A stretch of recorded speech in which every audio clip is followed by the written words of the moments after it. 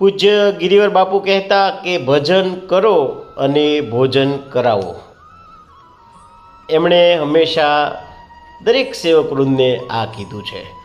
આશુતોષ અન્નક્ષેત્ર તળાજા આજના દાતા પરમ પૂજ્ય સંત શ્રી ગિરિવર બાપુના સ્મરણાર્થે અન્નદાન.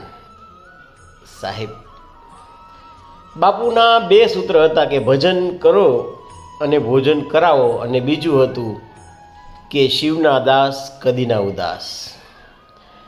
સાહેબ, જે શિવના દાસ હોય ને એ કોઈ દી ઉદાસ ન હોય, અને ઉદાસ હોય એ કોઈ દી શિવના દાસ ન હોય. તમે શિવની ભક્તિ કરો એટલે તમને ઉદાસ ન રહેવા દે, તમને દુઃખી ન રહેવા દે. દુઃખ ઘણા પ્રકારના છે, ખાલી પૈસાનું દુઃખ જ દુઃખ નથી. કોઈ તન દુઃખી, કોઈ મન દુઃખી, કોઈ ધન રહિત ઉદાસ.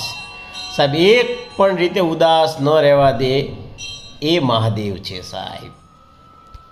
અને આજે અમે 5 ભાઈ બહેન સુખી છીએ. ખૂબ ઈશ્વરની દયા છે, તો માત્ર ને માત્ર ભગવાનના આશીર્વાદ અને મા બાપના આશીર્વાદ છે સાહેબ. અમને સંસ્કાર જ એવા આપ્યા છે કે બીજાના દુઃખમાં તમે દુઃખી થાજો અને બીજાના સુખમાં તમે સુખી થાજો.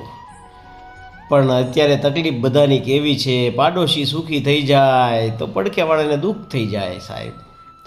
કોક સુખી થાય એમાં સુખી થવાનું અમારા ગિરિવર બાપુ કહેતા, અને કોક દુઃખી થાય તો આપણે દુઃખી થવાનું. આજે બધાના દેશ વિદેશમાં નામ છે, ને આજે આશુતોષ ક્ષેત્રમાં હજારો લોકોને જમાડો છું માત્ર ને માત્ર ગિરિવર બાપુની કૃપા અને ઈશ્વરના આશીર્વાદ છે. ફરીવાર પૂજ્ય બાપુને પ્રણામ, અને આવા નવા સત્કર્મ મારા હાથે થાય એવી ભગવાનને પ્રાર્થના. તળાજાનું એકમાત્ર ક્ષેત્ર આશુતોષ ક્ષેત્ર દરેક ઝૂંપડપટ્ટીએ જઈને લોકોની આંતરડી ઠારે છે. શિવ શિવ.